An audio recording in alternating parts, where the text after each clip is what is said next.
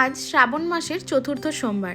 দেখতে দেখতে দেখো কি সুন্দর আমরা 4টে সোমবার পেরিয়ে চলে এলাম। যেরকমটা তোমাদের বলেছিলাম নিরামিষ একটা করে রেসিপি দেখাবো, আগের 3টে রেসিপিতে তোমরা অনেক ভালোবাসা দিয়েছো, এটাতেও আশা করি দেবে। আজকে আমি বানাবো ওই মিষ্টির দোকানে যেরকম মিষ্টি মিষ্টি তরকারি বানায় না কচুরির সাথে খাওয়ার, ওরকম আর ডালপুরি।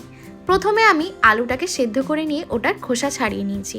এইদিকে আমি কড়াই কিছুটা সর্ষের তেল দিয়ে ওর মধ্যে শুকনো লঙ্কা, হিং এবং 5 ফোড়ন ফোড়নে দিয়ে ওর মধ্যে কিছুটা আমি আদা বাটা আর কাঁচা লঙ্কা বাটা দিয়ে দিয়েছি।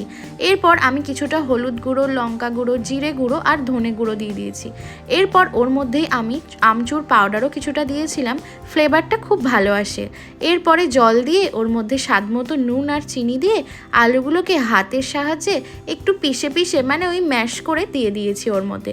পুরোপুরি কিন্তু ম্যাশ করবে না, একটু একটু দলা দলা থাকবে, এরকম অবস্থায় কিন্তু দিতে হবে, যেরকমটা আর কি আমরা খাই মিষ্টির দোকানে, তোমরা তো জানো নিশ্চয়ই।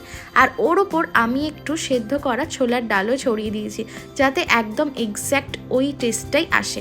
আর ওর ওপর কাসৌরি মেথি দিয়ে দিয়েছি। ব্যাস হয়ে গেছে আমার দোকানের মতো মিষ্টি মিষ্টি আলুর তরকারি। এইদিকে এবার ডালপুরি বানিয়ে নেওয়ার জন্য ছোলার ডালটাকে সেদ্ধ করে ভালো করে হাতের সাহায্যেই পিষে নিয়েছি।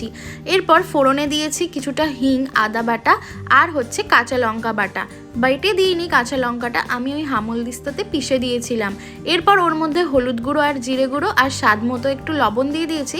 হয়ে গেছে আমার পুর রেডি। ভালো করে নাড়াচাড়া করে মিশিয়ে নিলেই পুরটা কিন্তু রেডি হয়ে যাবে। ময়দাতে ভালো করে তেলের ময়ান দেবে আর ওর মধ্যে স্বাদ মতো নুন আর একটু চিনি দিয়ে ওর মধ্যে কিছুটা জোয়ান দিয়ে আমি ময়দাটা মেখে নিয়েছিলাম।